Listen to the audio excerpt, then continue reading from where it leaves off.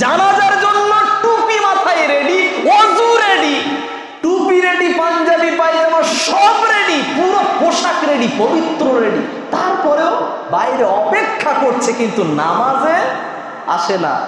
আপনি কি ভেবেছেন আপনি মুসলমান? দাবি করেন আমি মুসলমান হয়ে মুসলমানের জানাজায় সুন্নত আদায় করতে এসেছি, ফরজকে লাথি মেরে আমি আর আপনি সুন্নত পালন করেছি। ইন্নাল হামদালিল্লাহি নাহমাদুহু ওয়া নাস্তাঈনুহু ওয়া নাস্তাগফিরুহু ওয়া নু'মিনু বিহি ওয়া নাতাওয়াক্কালু আলাইহি ওয়া না'উযু বিল্লাহি মিন শুরুরি আনফুসিনা ওয়া মিন সাইয়্যাতি আ'মালিনা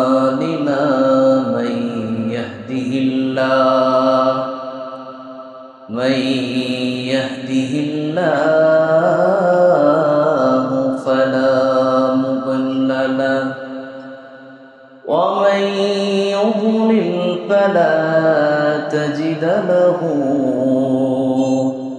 وليا مرشدا وأشهد أن لا إله إلا الله وحده لا شريك له وأشهد أن سيدنا إيماننا قدوتنا حبيبنا طبيبنا وطبيب الراحنا محمد الذي أرسله بالحق بشيرا ونذيرا وداعيا إلى الله بإذنه وسراجا منيرا فقد قال الله تعالى في كلامه المجيد وفرقانه الحميد أعوذ بالله من الشيطان الرجيم بسم الله الرحمن الرحيم قلنا للملائكة اسجدوا لآدم فسجدوا إلا إبليس القرآن কিয়ামতের ময়দানে আল্লাহ পাক রব্বুল আলামিন এমন একটা সময় তিনি মানুষের সামনে দাঁড় করাবেন। আল্লাহর নাম কিয়ামতের ময়দানে কয়েকটা নাম থাকবে। আল্লাহর নাম থাকবে কিয়ামতের ময়দানে জব্বার। আল্লাহ অনেক কঠিন এবং মজবুত ভাবে তিনি বিচার করবেন। আল্লাহর নাম সেদিন নাম থাকবে আল্লাহর রহমান। সেদিন কিয়ামতের ময়দানে আল্লাহর নাম থাকবে রহিম। এই রহিম নামটা দিয়ে আল্লাহ পাক রব্বুল আলামিন বহু মানুষকে, বহু প্রাণীকে, বহু জিনকে আল্লাহ পাক রব্বুল আলামিন তিনি ক্ষমা করে দেবেন, তিনি মাফ করে দেবেন। সুবহানাল্লাহি ওয়া বিহামদিহি। তবে আল্লাহ পাক রব্বুল আলামিন তিনি বলছেন সেই দিনে আল্লাহর দয়া এবং আল্লাহর কঠিন এত কিছু থাকার পরেও আল্লাহর বিচার ব্যবস্থা, এই বিচার ব্যবস্থার পরে আমি যদি বা আমরা যদি জাহান্নামীও যদি হয়ে যায়, এই সময়ে কিছু কিছু বিষয় কাজ করবে। সেই বিষয়টা কি? আল্লাহর নাম তখন রহিম যদি সেই সময় আমার ভাগ্যে জুটে যায়, আল্লাহর নামটা সেই সময় রহিম নামের বৈশিষ্ট্যে যদি আল্লাহ সেই সময় থাকেন, আর ওই ভাগ্যের সময়টা যদি আমার বা আপনার যদি পড়ে যায়, তখন আমি হব লাভবান, আমি হব সফলকাম। আল্লাহ বলছে ওই সময় ওই দিনে কয়েকটা বিষয় কাজে লাগবে। সেটা 1 নাম্বার, যেমন আমরা রমজান মাসে রোজা রাখি, এই রোজা যদি আমার জন্য কি করে, সুপারিশ করে, 1 আমার জন্য এটা কাজে লাগবে। নাম্বার 2, আমি জাহান্নামী হয়ে যাব, তারপরেও ওই সময় আমার জন্য কাজে লাগবে সেই বিষয়টা হলো পবিত্র কোরআনের তেলাওয়াত। পবিত্র কোরআন আমি বা আমরা তেলাওয়াত করেছি সপ্তাহে 1 দিনও কি করি? মেয়ে দেখতে গিয়েছি, মেয়ে কি কোরআন জানে? ছেলের বেলায় খোঁজ লাগবে না। ছেলে কত টাকা ইনকাম করে, ছেলের স্ট্যাটাস কেমন, ছেলের জমি জায়গা কেমন, ঘর বাড়ি কেমন, চরিত্র লাগবে না, সমস্যা নেই। আমাদের দেখার ভঙ্গিমাটা কি, রাসূল কি দেখতে বলেছেন, আমরা দেখছি কি? আমি মূল কথায় আসছি। মেয়েকে দেখতে গিয়েছি, কি জিজ্ঞেস করেছি? মেয়ে কোরআন শরীফ জানে কিনা, আমরা আমাদের ভাষা দিয়ে বললাম। এটা বলার পরে প্রতি উত্তরে কি হলো? মেয়ে 5 বার কোরআন খতম করেছে, এত পারা মুখস্থ করেছে, এত কিছু বৈশিষ্ট্যের পরে তাকে সুন্দর আপনার পছন্দ হয়ে গেল। মেয়ে গুণবতী, রূপবতী সব আপনি পছন্দ করে বাড়িতে ছেলের বৌমা হিসেবে আপনি নিয়ে আসলেন, ছেলের স্ত্রী হিসাবে তাকে গ্রহণ করলেন। কিন্তু বাড়িতে আনার পরে ওই বৌমাকে বা আমি বা আমরা যারা স্বামী হিসাবে যারা দায়িত্ববান, যারা গার্জিয়ান, আমরা কি এটা কখনো জিজ্ঞাসা করেছি? বৌমা আজকে কোরআন পড়েছো? আজ কোরআন তেলাওয়াত করেছো? কারণ এর কারণটা হলো মেয়েরা উপদেশ ভুলে যায়। মেয়েরা 3টে জিনিস মনে রাখতে পারে না। 1, স্বামীর হাতের মায়ের খাওয়া যদি কোনো রকমভাবে খেয়ে যায়, বাই চান্স যদি খায়, মারা যাবে না মেয়েদেরকে, যদি মার খায় তো ভুলে যায় আবার। নাম্বার 2, প্রসবের বেদনা, অর্থাৎ বাচ্চা হওয়ার যে যন্ত্রণা, এটা যখন হয় তখন তারা খুব কষ্ট পায়। আল্লাহ এদের রহম না করলে বাচ্চা হতো না, এটা ডাক্তারদের গবেষণা। তো এই বেদনার সময় মনে করে না আল্লাহ যদি রহম করে আর বাচ্চা নেব না, কিন্তু পরবর্তীতে আবার আল্লাহ তার গর্ভে সন্তান দান করেন, এটা ভুলে যায়।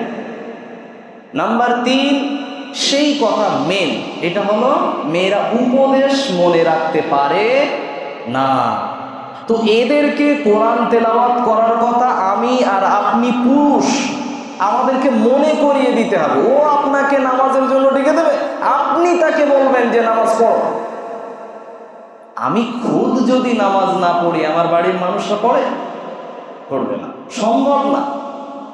আমি মাথায় টুপি দেই, আমি কিতাব নিয়ে বসে যাই, আমাকে আল্লাহর কসম করে বলছি, আমার বাচ্চাদেরকে, আমার স্ত্রীদেরকে, আমার বোনদেরকে বলা লাগবে না যে বই নিয়ে বসো। আমি বসে যাই, দেখবেন 5 দিন 10 দিন ঘুরতে ঘুরতে ওরা দেখে দেখে একটা অভ্যস্ত হয়ে যাবে। আমরা কি করি? বাড়িতে গিয়ে যতটুকু ফ্রি সময় পেয়েছি ওই সময়টাতে মোবাইলের ফেসবুক, বিভিন্ন রকম রিলস, বিভিন্ন রকম শর্টস, টাইম শুধুমাত্র পার করতেই, অতিবাহিত করতেই আছে। এটা কি আমাদের পারিবারিক জীবন ব্যবস্থা ছিল? বিশ্বনবীর কাছ থেকে এসেছে না। আমি আপনাকে বলতে চাইছিলাম, কিয়ামতের ময়দানে 2 নম্বরে আপনার পাশে দাঁড়াবে, তার নাম কোরআন তেলাওয়াত।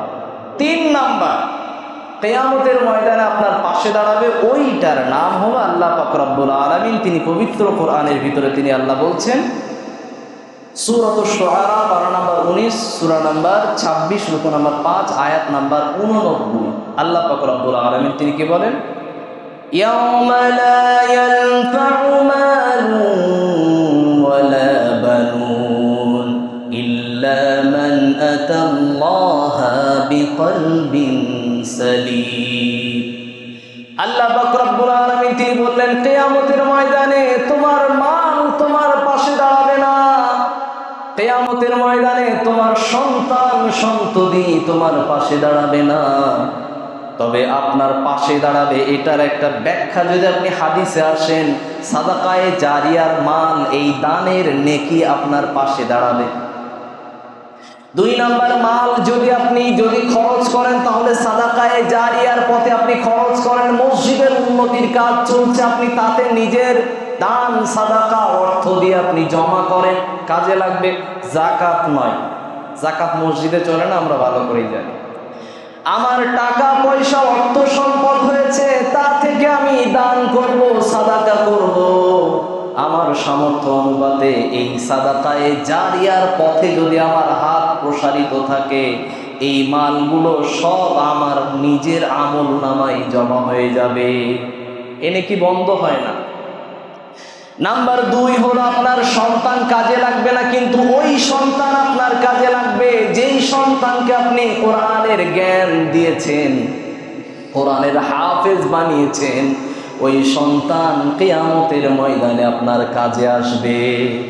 হাদিস থেকে যদি আমরা দেখতে চাই, তাহলে হাদিসের বর্ণনায় বলা হয়েছে একটা হাফেজ 10 জন তার জাহান্নামী পরিবারকে, 10 জন জাহান্নামী হয়ে গেছে এরকম পরিবারকেও জান্নাতে নিতে পারবে একটা কোরআনের হাফেজ, আল্লাহওয়ালা কোরআনের হাফেজ। আবার আল্লাহ বলছেন আমি কোরআনের জ্ঞান ততক্ষণ দেই না, হাদিসের ভিতরে আল্লাহ রাসূল বলছেন মান ইউরিদিল্লাহু বিহি খায়রান ইউফাক্কিহু ফিদ্দীন। আল্লাহ যাকে পছন্দ করে, আল্লাহ বেছে নেয়, এদের এই মানুষটাকে আমি হাফেজ বানাবো। বাকি সবার ভাগ্যে আল্লাহ দেবেন না। মদিনা ইউনিভার্সিটিতে যদি কেউ অ্যাপ্লাই করে, তো যখন অ্যাপ্লাই করার জন্য ফর্ম ছাড়া হয়, মানুষ কি 2 জন 5 জন অ্যাপ্লাই করে? সেখানে আবেদন করে কতজন? 2000, 5000, 10,000। নেবে কতজন? 100 জন। তো এটা তখন কি হয়? রেজাল্টের উপরে দেখে। যার যত যোগাযোগ ভালো, সে যদি যোগাযোগ করে যদি ভালো করে নিতে পারে, 1 এটা দিয়েও হবে। 2 নাম্বার ভালো থাকতে হবে। 3 নাম্বার আপনার লিখিত পরীক্ষা, মৌখিক পরীক্ষা, এই দুটোই আপনি যদি আবার সাকসেস হয়ে যান, তখন হবে, নচেত হবে না। তো এইগুলোর ভিতরে যদি দেখতে পাওয়া যায়, যদি লক্ষ্য করা হয়, তাহলে দেখা যায় যে একটা ভাগ্যের উপরে নির্ভর করবে। যদি ভাগ্য না থাকে হবে না, ভাগ্য থাকলে হবে। ব্যাপারটা হয় এইরকম। কিয়ামতের ময়দানে আল্লাহ পাক রব্বুল আলামিন হাফেজদেরকে আল্লাহ পাক তিনি বললেন, এই হাফেজদের দ্বারা, এই হাফেজ সন্তানদের দ্বারা আপনার কিয়ামতের ময়দানে আপনার কাজে আসবে। এমনকি কিয়ামতের ময়দানে আল্লাহ বললেন রাসূল সাল্লাল্লাহু আলাইহি ওয়াসাল্লামের দ্বারা তাজাম মিন নূর। কিছু এমন মা বাপকে সামনে আনা হবে, যে সমস্ত মা বাবারা তারা তাদের সন্তানদেরকে আল্লাহওয়ালা হিসাবে তারা পরিবেশ দিয়েছিল, তৈরি করিয়েছিল। ওই সমস্ত মা বাবাদের মাথার উপরে নূরের জান্নাতি তাজ তাদের মাথার উপরে পরানো হবে। সুবহানাল্লাহ, কেমন সুন্দর ব্যবস্থাপনা সেদিন থাকবে। তবে হ্যাঁ, আবারও বলছি, আপনার মাল কোনো কাজে আসবে না যদি আপনি সাদাকায়ে জারিয়ার পথে কিছু করে না যান। আপনার সন্তান কোনো কাজে আসবে না, সন্তান যদি আওয়ালাদিন সালিহ ইয়াদউ লা, যেই সন্তান সৎ সন্তান, আপনার মুখের উপরে সব সময় জোরে জোরে কথা বলে, আপনার মুখে থাপ্পড় মারতে যায়, এই সন্তান সৎ সন্তান। আমরা যারা যুবক আছি, রক্ত গরমের দ্বারাই মা এবং বাবার দাড়ি পেকে গেছে, মায়ের চুল পেকে গেছে। মা বাবাকে কি মনে করো? দুর্বল। এই দুর্বল লোকটার পাওয়ার কি জানো? রাস্তাঘাটে কোনো অন্যায় কিছু করে ফেললে তোমার মতো যুবককে থাপড়ে লাত্তি মেরে মানুষ মেরে ফেলে। এই সময়টাই যদি তোমার ওই বুড়ো মা বাবার পরিচয় যদি জেনে থাকে, রাস্তার লোক বলে অমুক লোকের ছেলে, মারিস না, ওর বাপটা ভালো। বুড়ো লোকের পাওয়ার দেখেছে? দাড়ি পাকা চুল পাকা হতে পারে, পশম চামড়া গুটিয়ে যেতে পারে, তার পাওয়ার নেই। কবরে চলে যাবে, তারপরে বলবে অমুকের সন্তান। আমি আপনি বলেছি না, মা বাবা এ বেশি কথা বলো না। বাপ এবং মা যখন বলে সন্তান মাথা যন্ত্রণা, বুক যন্ত্রণা, সর্দিতে ছটফট করছি, একটু ওষুধ এনে দাও তো, আমরা মা বাবাকে জ্ঞান দেই কি জানেন? একটু কথা কম বলো, কাশি বেশি লাগবে না। ইস, কি ধরনের লজ্জাহীন বাক্য! আমি আর আপনি, আমরা ছোটবেলাতে কত জ্বালাতন করেছি মা বাবাকে, কত প্রশ্ন করেছি। আমার ছোট ছেলেটা, আমার বাচ্চা, আমার নিজের বাচ্চা, 2 বছর বয়স, তাকে যদি বলি আব্বু এই ফলটা খেতে নেই, সে জিজ্ঞেস করে কেন খাবো না? কারণ 2 বছর বয়সের পর থেকে তাদের প্রশ্নের বহর শেষ হয় না। আল্লাহু আকবার। আপনার কি একবারও মনে পড়ে না ওই মা বাবার বয়স যখন বৃদ্ধ বয়সের দিকে, বৃদ্ধা বয়সের দিকে ধাবিত হয়েছে, তার মানে তাদের মৃত্যুর বয়স ঘনিয়ে এসেছে, তাদের বুদ্ধি তখন কমতে শুরু করেছে, তাদের বয়সটা মৃত্যুর দিকে ধাবিত হয়েছে, তার মানে তাদের আয়ু কমতে শুরু হয়ে গেছে এবং বুদ্ধিও কমতে শুরু হয়ে গেছে। তারা শিশুদের মতো আচরণ করতে চায়। শিশুদের যে খাবার দেবেন, মা বাবাকে সেই খাবার এনে দেবেন, এনে দিয়ে দেখেন ওই খাবার আপনার বাচ্চাকেই খাইয়ে দেবে। এর নাম দাদা দাদি, এর নাম নানা নানি। আর আমরা বলি তোমরা বৃদ্ধ বৃদ্ধা হয়ে গেছো, তোমাদের জন্য বেশি কিছু করতে নেই, ইচ্ছা মতো কথা বলতে নেই। আল্লাহ আমাদের সকলকে বুঝ দান করুন, পড়ি আমিন। আল্লাহ পাক রব্বুল আলামিন তিনি বললেন কিয়ামতের ময়দানে আপনার জন্য পাশে দাঁড়াবে, সেইটার নাম হলো হাফেজ সন্তান। আর এমন সন্তান আপনার পাশে দাঁড়াবে, ওই সন্তানটা হতে হবে যেন সৎ সন্তান, যেই সন্তান আপনার জন্য দোয়া করতে পারে, আপনি মরে যাওয়ার পরে আপনাকে স্মরণ করে যে আমার মা বাবা কবরে চলে গেছে, তাদের কবর জিয়ারত করতে হবে। হুজুরকে ডাকতে হবে কেন? একলা একলা চলে যায় না কবরে? দিনের বেলাতে গিয়ে সেখানে গিয়ে দোয়া করব, সেখানে নিজে নিজে দোয়া করব। 1 মিনিট 2 মিনিট নয়, কোনো রকম তাড়াতাড়ি করার কোনো প্রয়োজন নাই। আপনি ধীরে সুস্থে নিজের মতন করে পুরোটাই বাংলাতে দোয়া করেন, হাত তুলে দোয়া করেন, একলা একলা করেন। কবুল করার মালিক আল্লাহ। হাদিস থেকে বলছে, আল্লাহ রাসূল বলছেন আওয়ালাদিন সালিহিন ইয়াদউ লা, সৎ সন্তান যদি পিতামাতার জন্য বা রক্তের সম্পর্কের মানুষের জন্য যদি দোয়া যদি করে, আল্লাহ পাক রব্বুল আলামিন ওই দোয়া ফেরাবেন না। এটা বিশ্বনবীর গ্যারান্টি। আমি হাদিস বলছি সহিহুল মুসলিমের বর্ণনা থেকে। আল্লাহ রাসূল সাল্লাল্লাহু আলাইহি ওয়াসাল্লামের কথার পরে এবারে আসি, কিয়ামতের ময়দানে আপনার পাশে দাঁড়াবে বিপদের সময়ে, ওই সময় আপনার পাশে দাঁড়াবে যেই অঙ্গ, ওই অঙ্গের নাম হলো ইল্লা মান আতাল্লাহা বিকলবিন সালিম। আপনার কিয়ামতের ময়দানে আপনার হাত আপনার বিরুদ্ধে সাক্ষী দেবে, পা আপনার বিরুদ্ধে সাক্ষী দেবে, চামড়া আপনার বিরুদ্ধে সাক্ষী দেবে, কিন্তু আপনার শরীরের ভিতরে একটা অঙ্গ আছে, সে আপনার পক্ষে সাক্ষী দেবে। ওই অঙ্গের নাম হলো বিকলবিন সালিম, কলবে সালিম। কলবে সালিম শব্দের অর্থ কি?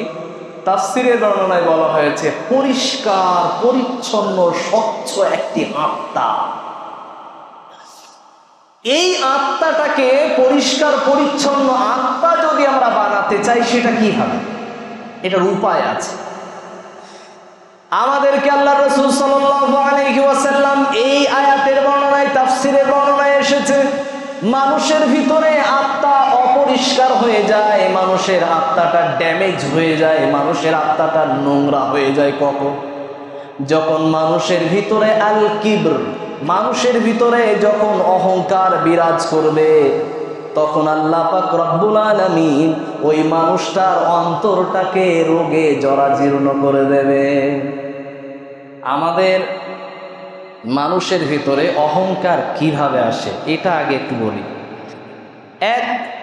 আমাদের ভিতরে দেখা যায় যে আমরা অহংকার যেভাবে আমাদের তৈরি হয়, আমার যদি শরীরের শারীরিক গঠন যদি সৌন্দর্যমণ্ডিত হয়, পুরুষরা যদি সুন্দর হয়, হ্যান্ডসাম যদি হয়, এর একটা অহংকারের আলাদা একটা ভাব থাকে। কখনো দেখা যায় একদম শুধু এরকম বগল কাটা গেঞ্জি পরে রাস্তায় গিয়ে ঘুরে বেড়াচ্ছে, অথচ আল্লাহ রাসূল বললেন পুরুষদের জন্য নামাজের পোশাক অন্তত কাঁধটা ঢাকা থাকবে। তার মানে মার্শাল দেখানো প্রয়োজন নাই। আমি এটা বলছি, এটা বলিনি যে এটা ঢাকা ফরজ, এটা সতর, আমি এটা বলিনি, কিন্তু এটা আদব, পোশাক পরার আদব। 2 নম্বরে আপনার কি করতে হবে? নাভি থেকে শুরু করে হাঁটুর নিচে পর্যন্ত আপনাকে পোশাক পরতে হবে, এটা হলো আদব। এবারে আপনি আসেন মহিলাদের দিকে যদি দেখেন, সাদা চামড়া, আবার তার উপরে পাউডার, আটা, ময়দা, এত কিছু মাখার পরেও এদের অহংকার যেন মাটিতে আর পা পড়ে না। 2 নম্বরে আসেন, মানুষের আর্থিক ক্ষমতা, মানি পাওয়ার যখন বেড়ে যায় অহংকার বাড়তে থাকে।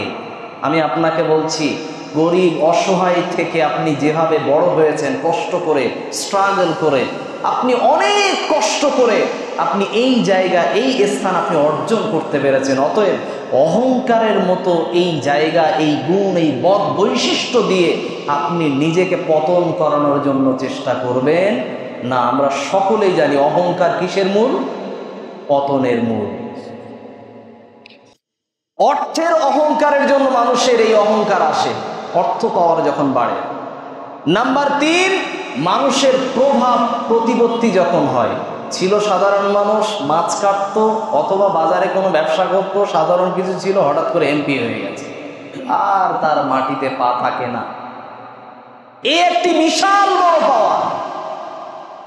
বা কোনো কিছু একটা বড় পদ পেয়ে গেছে, তার অহংকার আর কমতে থাকে না, আসলে বাড়তে থাকে। এটা একটা রোগ। আমি বলছি না এই কারণে আসবে, আমি বলছি এই পদগুলো পাওয়ার পরে, এই অর্জনগুলো আমি আর আপনি পাওয়ার পরে অহংকার আসে।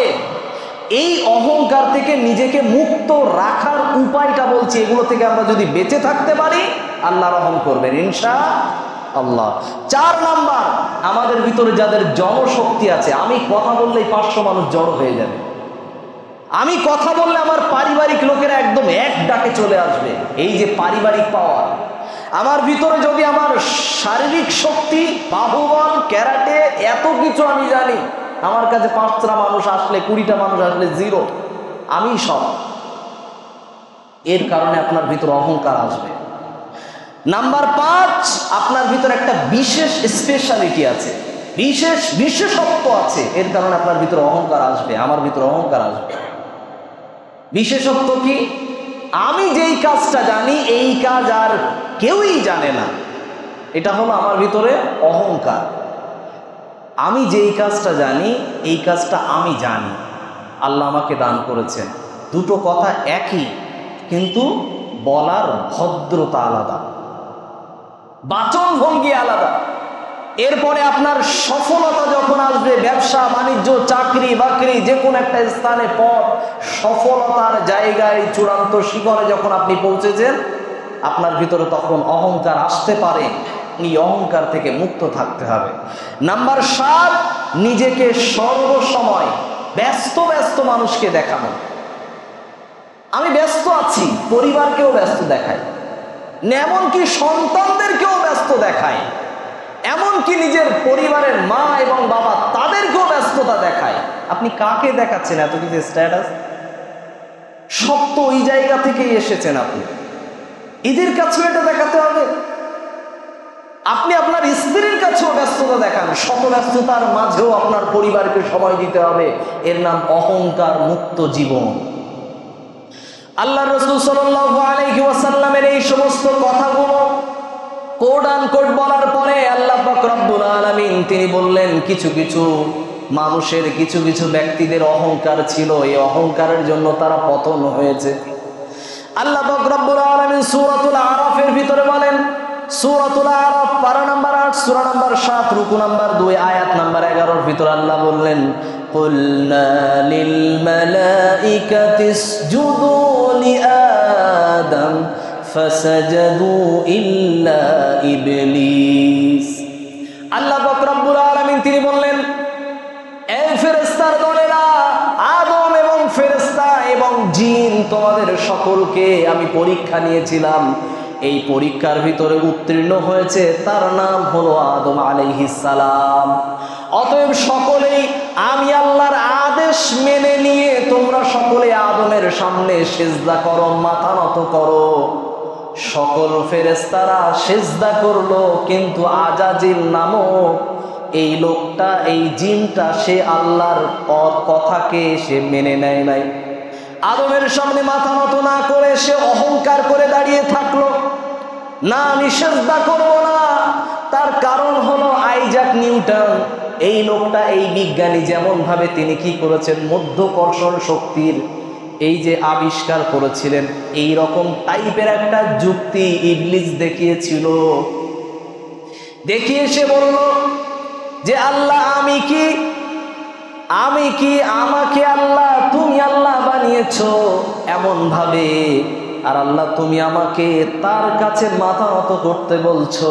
আল্লাহ পাক তখন আবার আজাজিল নামক এই লোকটাকে আল্লাহ জিজ্ঞাসা করলেন, তোমাকে আমি আল্লাহর হুকুম মানা থেকে কি বিষয় তোমাকে নিষেধ করছে, বাধা কিসে দিচ্ছে, কে তোমাকে নিষেধ করেছে আমি আল্লাহর হুকুম মানতে, হুকুম অমান্য করতে? এই কথা যখন বলল তখন ইবলিসের উত্তর দেখেন। ইবলিস তখন যুক্তি দিয়ে দিল, লজিক দিয়ে দিল। قال أنا خير منه خلقتني من نار وخلقته من طين রব্বুল আলামিন তুমি আমাকে সৃষ্টি করেছো আগুন থেকে, আর আগুনের পাওয়ার, আগুনের গতি উপর দিকে থাকে আর মাটির গতি নিচের দিকে থাকে। অতএব আদম আমার পায়ে সিজদা করবে, এটাই যুক্তিসঙ্গত, এটাই লজিক। অতএব তার কাছে, তার পায়ের সামনে আমার মাথা নত করার প্রশ্ন হতেই পারে না। আমি আদমকে সিজদা করছি না, আপনি আমাকে বুঝিয়ে বলেন। আল্লাহর কাছে প্রশ্ন করছে। আল্লাহ পাক রব্বুল আলামিন তখন তিনি বললেন, قال فاهبط منها فما يكون لك أن تتكبر فيها فاخرج إنك من الصاغرين। আল্লাহ পাক রব্বুল আলামিন তিনি বললেন, তুমি আদমের কাছে সিজদা করনি তাই তো? উদ্দেশ্য কি? তুমি আমি আল্লাহকে যুক্তি দেখিয়েছো, ঠিক আছে, এই যে জায়গাতে তুমি দাঁড়িয়ে আছো এই জায়গা থেকে নিচে নেমে যাও, সরো, হটে যাও। অর্থাৎ এটা আপনি হিসাব করে মনে করেন জান্নাতের একটা গন্তব্য, সুন্দর একটা সিস্টেম, এই মসজিদের বাউন্ডারি ধরে নেন, এই জায়গাতে পরীক্ষা এবং সিজদা করার জায়গা ছিল। আল্লাহ বললেন এই গেট থেকে বাইরে বের হয়ে যাও, ওখানে নিচে গিয়ে দাঁড়াও। এরপরে আল্লাহ পাক রব্বুল আলামিন এটা তিনি কেন বললেন? আল্লাহ বললেন এটা এই কারণে, আনতা তাকাব্বারা ইবলিস, এটা তুমি বলেই প্রমাণ করেছো তোমার ভিতরে অহংকারের বাসা তৈরি হয়েছে। আল্লাহর একটা মাত্র হুকুম অমান্য করেছে, মাত্র একটা। ইবলিসের বৈশিষ্ট্য কি জানেন? এর ভিতরে একটা বৈশিষ্ট্য ছিল, পৃথিবীর এমন কোন জায়গা নাই যেই জায়গাতে ইবলিসের সিজদা নাই। ইবলিসের আল্লাহর জন্য মাথা নত করা এরকম পৃথিবীতে কোনো জায়গা নাই। ইবলিস এত সিজদা করেছে আল্লাহকে। আল্লাহ পাক রব্বুল আলামিনকে একটা আল্লাহর একটা আদেশ অমান্য করার কারণে আল্লাহ তাকে জান্নাত থেকে বের করে দিলেন। আসলে কি এই কথা যে আল্লাহর একটা হুকুম অমান্য করেছে তাই বের করে দিয়েছে? মোটেও না। অহংকার হলো আল্লাহর চাদর, আল্লাহর গায়ের পোশাক হলো অহংকার, আল্লাহর জন্য ওটা সাজে। পৃথিবীর কোন সৃষ্টির জন্য, নভমণ্ডল ভূমণ্ডলের কোন সৃষ্টির জন্য অহংকার করা সাজে না। তাই আল্লাহ পাক রব্বুল আলামিন ইবলিসকে তিনি বললেন জান্নাত থেকে বের হয়ে যাও, আজ থেকে তোমার নাম আবা ওয়াস্তাকবারা ওয়া কানা মিনাল কাফিরিন, তুমি অস্বীকারীদের ভিতরে থাকলে। 2 নাম্বার তোমার নাম ইল্লা ইবলিস, তোমার নাম হলো শয়তান। এই ইবলিসকে আল্লাহ পাক রব্বুল আলামিন জান্নাত থেকে বের করে দিয়েছিলেন। আচ্ছা, আমরা যদি একটাই যে আল্লাহর আদেশ অমান্য করা, এই কথাটাকে যদি একটু নির্ণয় করি, এটাকে নিয়ে যদি একটু গবেষণা করি, নিজেরা যদি মূল্যায়ন করি, তাহলে একটু ভেবে দেখি তো আমরা কতবার করে দিনে নামাজ পড়ি না? আল্লাহ তো নামাজের জন্য ডাকে, হাইয়া আলাস সালাহ, এসো নামাজের দিকে, হাইয়া আলাল ফালাহ, এসো তোমার কামিয়াবির জন্য, এসো নিজের সফলতার জন্য। কতবার ডাক দেই আমরা? আল্লাহর ডাকে সাড়া দিয়েছি? হ্যাঁ আল্লাহ আসছি আমরা বলেছি না। আমরা মসজিদের পাশে দাঁড়িয়ে থাকবো, মসজিদের পুকুরে বসে থাকবো, তাও নামাজ পড়বো না। জানাজার জন্য টুপি মাথায় রেডি, ওযু রেডি, আল্লাহু আকবার, এরা মুসলমান। টুপি রেডি, পাঞ্জাবি পায়জামা সব রেডি, পুরো পোশাক রেডি, পবিত্র রেডি, তারপরেও বাইরে অপেক্ষা করছে কিন্তু নামাজে আসে না। আপনি কি ভেবেছেন আপনি মুসলমান? দাবি করেন আমি মুসলমান, খ্রিস্টান হয়ে মুসলমানের জানাজায় সুন্নত আদায় করতে এসেছি, ফরজকে লাথি মেরে আমি আর আপনি সুন্নত পালন করেছি। সামান্য ছোট্ট ছোট্ট ফতোয়া নিয়ে মারামারি করি, অথচ ফরজের কোনো খবর নাই। আমি আপনাকে বোঝাতে চাইছিলাম, অহংকার থেকে মুক্ত পেতে হলে, মুক্ত থাকতে পারলে কিয়ামতের ময়দানে একটা আত্মা তৈরি হবে, ওই আত্মার নাম কলবে সালিম, পরিষ্কার পরিচ্ছন্ন আত্মা। এটা ইবলিসের ভিতরে নাই, এইটা কাবিলের ভিতরে নাই, এটা কারুনের ভিতরে নাই। পরিষ্কার পরিচ্ছন্ন আত্মা কাবিলের ভিতরে নাই, কারুনের ভিতরে নাই। পরিষ্কার পরিচ্ছন্ন আত্মা আদ এবং সামুদ জাতির ভিতরে ছিল না, যার কারণে তাদেরকে আল্লাহ ধ্বংস করে দিয়েছে। প্রত্যেকটা ইতিহাস প্রমাণ করে, যারাই অহংকার করেছে আল্লাহ তাদেরকে পতন ঘটিয়েছে, তাদেরকে ধ্বংস করে পৃথিবী থেকে নিশ্চিহ্ন করে দিয়েছে। আমি আর আপনি, আমরা যদি সুন্দর একটা পরিষ্কার পরিচ্ছন্ন আত্মা যদি তৈরি করতে পারি, তাহলে আল্লাহ কিয়ামতের ময়দানে একটি আত্মাকে আমাদের জন্য, আমার জন্য সহযোগিতার জন্য আমার পাশে পাঠিয়ে দেবেন ইনশাআল্লাহ। আল্লাহ আমাদের নসিবে এইরকম পরিষ্কার পরিচ্ছন্ন আত্মা সাজানো গোছানো ভাবে আমাদের শরীরটাকে যেন আমরা পরিচালনা করতে পারি। আল্লাহ আমাদের সকলকে তুমি তৌফিক দাও, আমিন।